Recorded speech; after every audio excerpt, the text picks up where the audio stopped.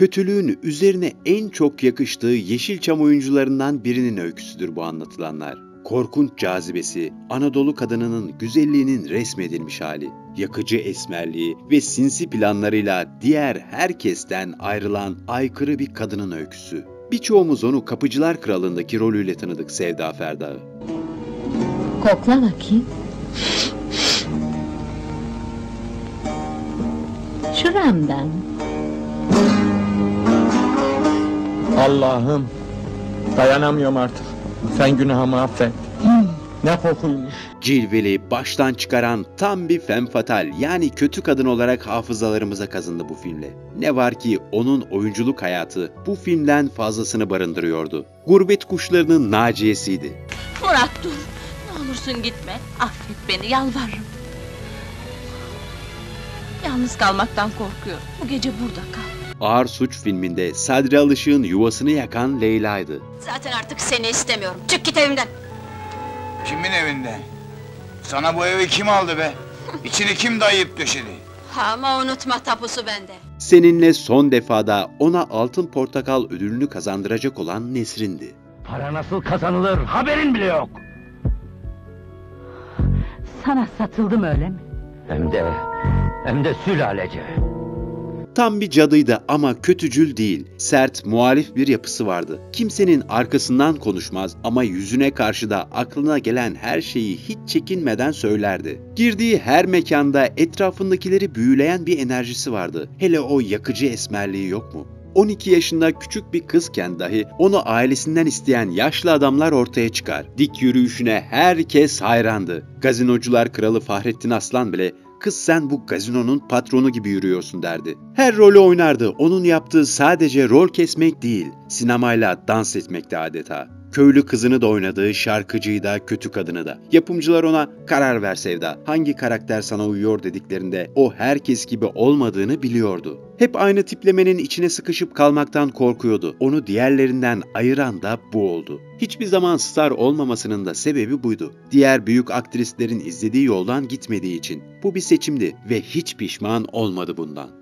Filmlerde star değildi belki ama özel hayatı starlarınkinden farksızdı. Zeki Müren'in takıştığı, Yılmaz Güney'in dilinden düşürmediği, Atıf Yılmaz'ın hayran olduğu, Sadri Alışık'ın kardeşi gibi sevdiği biriydi o. Ünlü oyuncu Fenerbahçeli Şükrü ve Büyük Jön Tamer Yiğit'le yıllar süren ilişkiler yaşadı. Ama hiçbiri mutlu sonla bitmedi. Hayatı hep kaçışlar üzerine kurulmuş, dillere destan güzelliğinin esiri olmuş, yalnızlığın, özgürlüğünü yaşamak isterken çevresine duvarlar örmüş ve kendini bunların arasında yaşamaya mahkum etmiş bir kadının öyküsü bu. 1942 yılında Lütfiye Dumrul ismiyle Edremit'te dünyaya gelir güzel oyuncu. Çocukluğuysa İstanbul Kadıköy semtinde geçer. Sinemaya olan aşkıysa ortaokul yıllarında başlar. Aynı filmleri defalarca izler. Para bulamadığı zamanlardaysa yoğurt kaplarını biriktirir, satar ve yine sinemaya gider. O günlerde Raj Kapoor'un Avare filmini izler. Bir düğünde filmdeki bir karakter gibi dans edince yaşlı bir adam onu çok beğenir.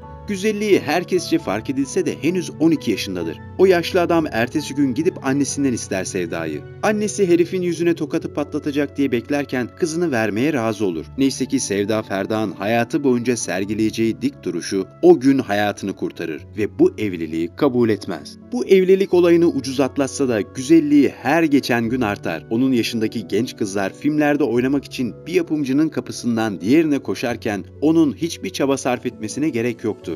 14 yaşında Beyoğlu'nda yürürken dahi Metin Erksan'dan Haldun Dormen'e kadar birçok yönetmen onu durdurup "Artist olmak ister misin?" diye sorar. Onun cevabıysa hep aynı olur. Koca bir hayır. Ailesi artist olmasına hiçbir zaman karşı çıkmaz. Aksine ablası Ferda o yıllarda birkaç filmde oynamış, az buçuk isim de yapmış biridir. Ailesinin maddi durumu da iyi olmadığı için ablası ona "Okumuyorsun, çalışmıyorsun, evlenmiyorsun. Boş boş oturacağına git filmlerde oyna bari" diye sürekli ısrar eder. Bir noktadan sonra o da evet demek zorunda kalır. Bir gün ablasının arkadaşlarıyla dolaşırken içlerinden biri "Bu kız öyle sevdalı bakıyor ki en iyisi adı Sevda olsun" der. Sevda ve Ferda isimleri ablasıyla da uyumlu olduğu için kabul eder ve artık Sevda Ferda ilk filminde oynamaya hazırdır. 16 yaşındaki Sevda başrolünü Oktar Durukan'la paylaştığı O günden sonra filmiyle Yeşilçam sahnesine ilk adımını atmış olur. Ancak Sevda Ferda bu filmde şunu anlar: sinemayı sevmektedir ama sinemanın kurallarını ve insanlarını değil.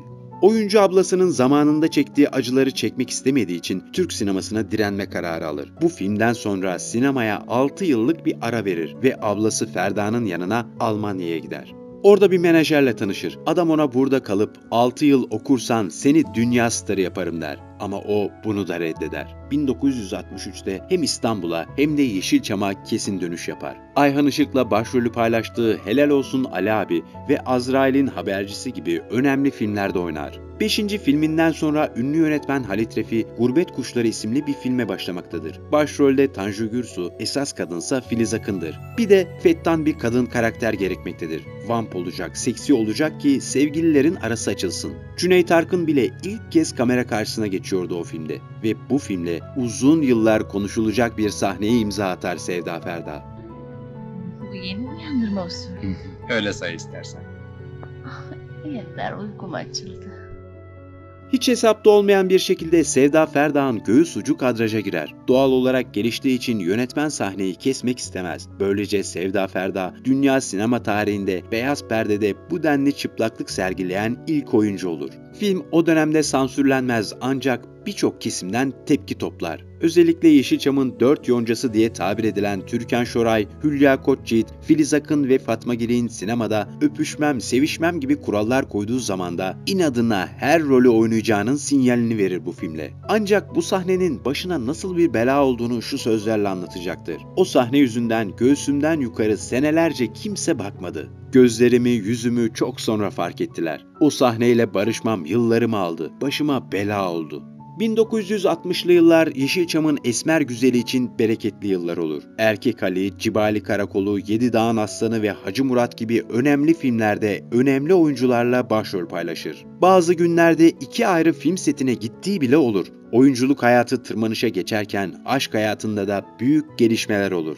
Herkesçe en çok bilinen aşkı Tamer Yiğit'le olanıdır. Yıllar süren aşkları evliliğe varmadan sona erer. Ayrılık sebeplerini bir sır gibi saklasa da Sevda Ferda ileride ilişkilerinden şöyle bahsedecektir. Tamer yıllardır bugün yarın diyerek oyaladı beni. İzzeti nefsimi ayaklar altına aldı. Kadınlık gururumu zedeledi. Tamer'le olan ayrılık haberlerine bir kişi hariç herkes üzülmüştü. O bir kişi ise Sevda'nın eski aşkı Fenerbahçeli kaleci Şükrü Ersoy'du. Sevda ve Şükrü'nün aşkı bir zamanlar dillere destandır Kadıköy'de. İkilinin aşkı Sevda'nın sinemaya girmesiyle son bulmuştur. Ama bu ayrılık haberi Şükrü'nün onu hala unutamadığını gösterir. Birkaç gün sonra Sevda'nın annesinin Kadıköy'deki evinin kapısı çalınır. Gelenler Şükrü'nün büyükleridir. Allah'ın emri, peygamberin kavliyle Sevda'yı istemeye gelmişlerdir.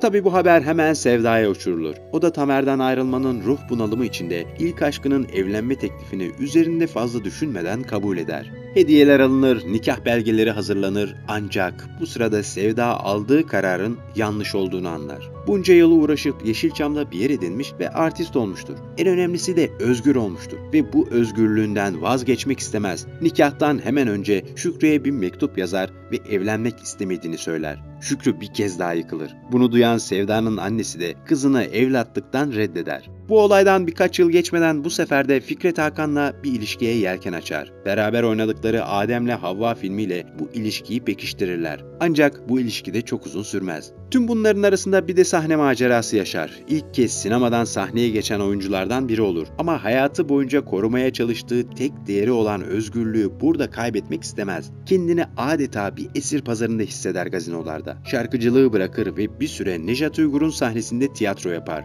Burada ruhunu arındırdıktan sonra ise sinemaya geri döner. Yeşilçam'ın bir kalıba sokamadığı tek oyuncu olmuştur Sevda Ferda. Onun kalemindeki oyuncuların kabul etmeyeceği rolleri kabul eder. Kötü kadın da olur, masum bir köylü de. Oyunculuğu bir şöhret aracı değil de ruhunu yansıtabileceği, bir an bile olsa özgür kalıp başka biri olabileceği bir mecra olarak görür. Bunun meyvesini de 1978'de Tarık Akan'la çektiği Seninle Son Defa filmiyle alır. Altın Portakal en iyi kadın oyuncu ödülünü alır buradaki rolüyle. O gece bir çılgınlıktı. Çok çirkindi. Çılgınlık sevgiye dönüşmezse çirkinleşir. Ne olur anlayın beni. Bu filmle de yetinmez Sevda Ferda, Türk sinemasının en başarılı filmlerinden biri olan Ağır Roman filmindeki rolüyle de yine Altın Portakal en iyi yardımcı kadın oyuncu ödülünü kazanır.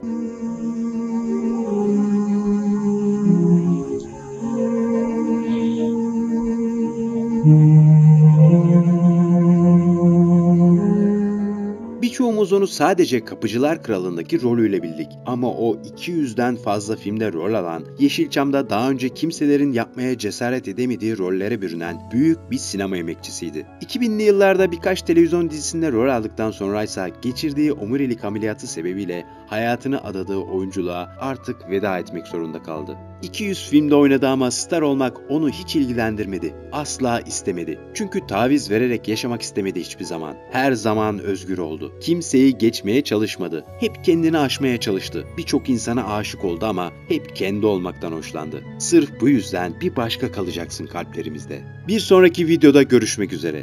Sağlıkla kalın.